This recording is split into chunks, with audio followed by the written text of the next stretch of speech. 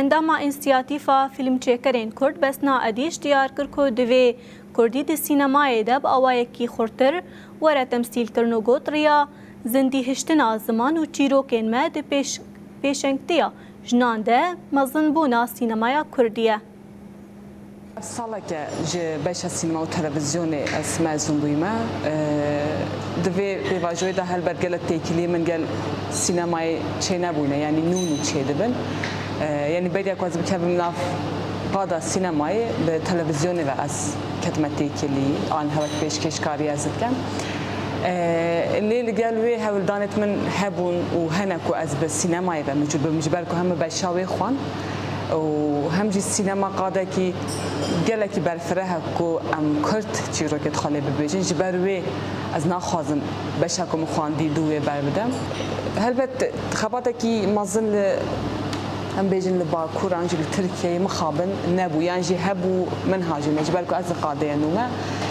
Di va demê dawiyê de em bêjin belkî bi pêvajoyê ve girêdayî komxebatekê sînemayê li Amedê hate li darxistin. Ev komxebat jî bi pêşengtiya Akademiya Sînemaya Rojhilata Navîn pêk hat.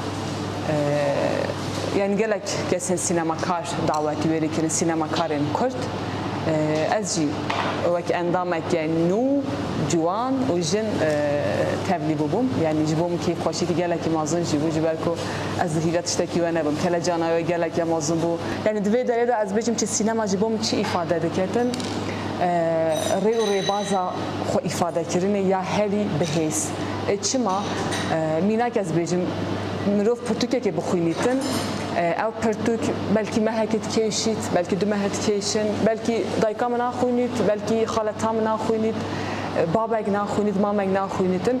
Bes medya û bi medyayê vegirêdayê em bêjin qada sînemayê digihêje her cihekî. Îro di destê hemîkê sada heye. Ji ber wê di qada hunerê de zimanê Kurdî divê bi awayekî micid, bi awayekî rêk û pêk û heta bi awayekî xwezayî jî yani ku ev devokên cida jî di nav me de cih digirin. Helbet standartîzekirinek jî heye ji bo zimanî lê divê wê xwezayîbûnê jî em bixine nav û bigihîjîne civakê. Yani biya min qada medyayê, qada sanalê, qada sînemayê ku hunerê bi warê ye em digihîjîne civakê gelek ye giring. Wexta hunerê rolê xwe yê Kurdî, muzîka Kurdî, sînemaya Kurdî, nivîsa Kurdî pêk îne û bi vê gihan de civakê helbet bandora wê gelek ya master e û mümkün e ne ku em ê Kurdî nîşanî